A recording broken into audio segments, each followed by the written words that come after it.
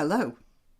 I'm going to be talking about ambulances and also about the power of voluntary organisations in a minute. But first, I want to ask you if the sound is okay. When we moved here, I made the attic my office and my studio. It's a sort of open area at the top of a set of very narrow stairs, and it's fine as an office. There's no door to it. You just go up the stairs and you're in the area. And I can dash out of there and get down to the front door really easily whenever the parcel deliveries arrive. And generally, what with there being just the two of us in the place, there isn't much to disturb me. Well, yeah, except for when my husband is watching one of his action movies and leaves the sitting room door open. But when I had a lot of family to visit here over the Easter weekend, and after the incident with the nose, more of that later, I decided I had to have some sort of a bolt hole that I could seal off from the rest of the world. So despite appearances at this desk and that backdrop and my camera all set up here, it's in the storage area at the back of the attic. And I hate to disillusion you, but I do have to say that despite its lack of decor, it's definitely quieter here, and it's away from the traffic sounds of the road outside the front of the house, so that's good. And that's where the Blue Yeti microphone comes in. I had to get that clip-on lavalier mic, you know, the one I put on my glasses, because of the noise from the street. But here, unless the neighbour at the back starts cutting his lawn, there's very little noise for the Yeti to pick up, and I don't have that thing dragging over my ear all the time. So that's why I have a new old microphone here. As for the thing with the nose, what happened was I tried to make a video a few days ago, and you know, there's been a heat wave here, and that part of that area has all these Velux windows in the roof, and a great big window, mostly instead of a wall, looking out over onto the street. So there's a lot of light in there, and that's very nice because it means the hall downstairs is always full of light, not pokey and dark like a lot of halls are in English houses. However, it means there's a lot of light I just can't control. I have blinds, but it gets through the blinds. And I made this video, and then when I played it, I discovered that the light was flaring off the top of my nose and I looked like Groucho Marx. And I tried making the video again, and that didn't help because the light was still there. Anyway, so that's when my incoming relatives, I decided I really had to go somewhere where I could control things a bit better. Anyway, that's it. You know, I don't think the sound is as good as with the lavalier, but if it's good enough, let me know. And back to the main story, which, as I said, is about ambulances. And here we have a headline: NHS to call on volunteers to drive emergency patients to hospital. And suddenly this is supposed to be a big issue, which is a load of bunk, because the lack of ambulances is a problem that's been going on for years and years and years. Oh, quite a while ago. Yeah, maybe 20 years ago. It was a long time now, I come to think of it. There was a big case, it was in all the newspapers, where a girl died because an ambulance was delayed. I think it was probably an asthma attack or something along those lines that she'd had. But the ambulance, it was heading to her house, but then it was diverted while on the way because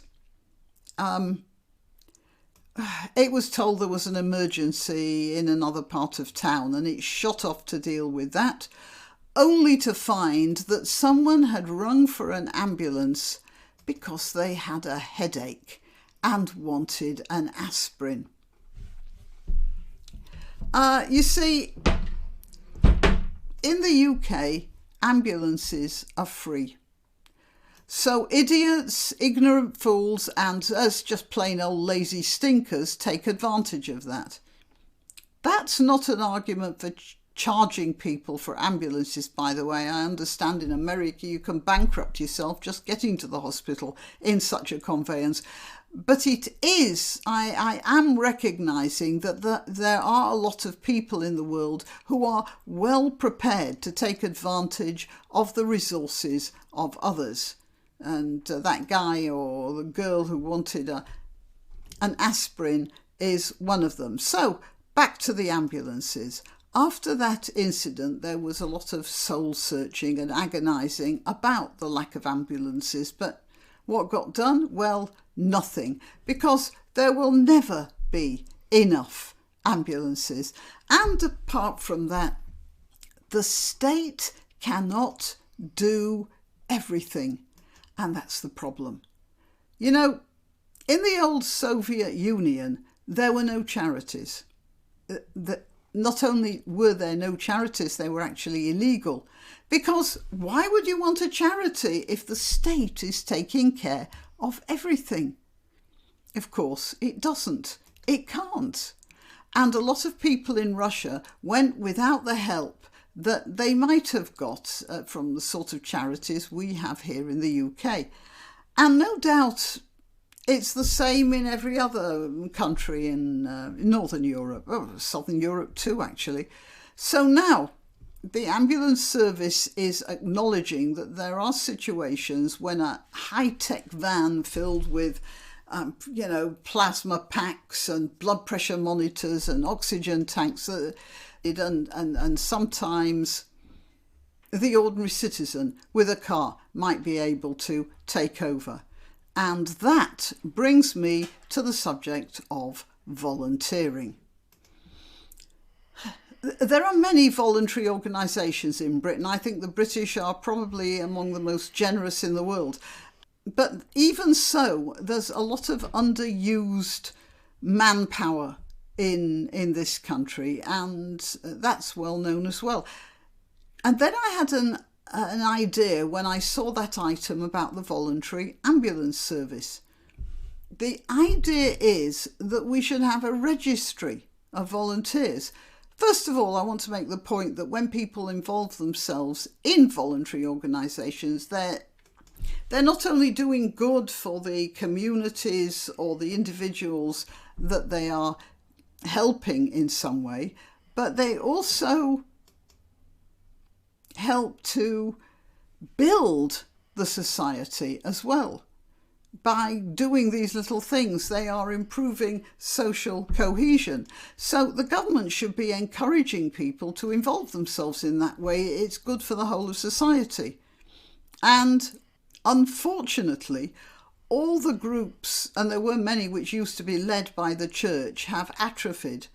And even more unfortunately, the sort of religious leadership we have in this country now, in the established church, has become a complete well of woke and trendy rubbish. So this is where my proposal comes in.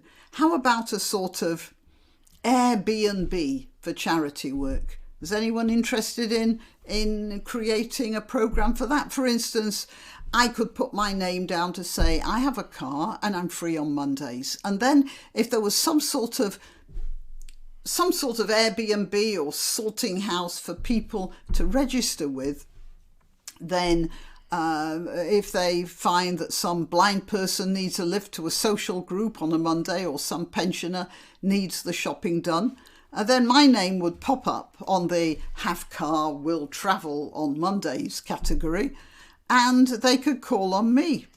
We don't think in terms of social responsibility anymore. We just think in terms of how the state is supposed to give us our rights.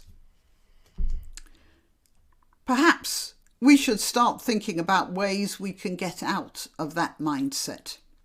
All right, I'm Graniopteryx. I'm to be found on YouTube, Rumble, BitChute and Minds. I let you know when I've uploaded a new video by announcing it on Twitter, Gab and Parler, where I am at Graniopteryx. Please like the channel, share my videos, share this video, support my channel if you can, and Yeah, make comments, that's good too. And I'll see you next time. Why not treat yourself or a favoured relative or friend to these magnificent examples of merch? The mugs and t-shirts come in the Graniopteryx design or Grambo with a firearm or the more deadly knitting needles. Go to www.graniopteryx.com and whatever platform you're watching this on, please click like, subscribe and share.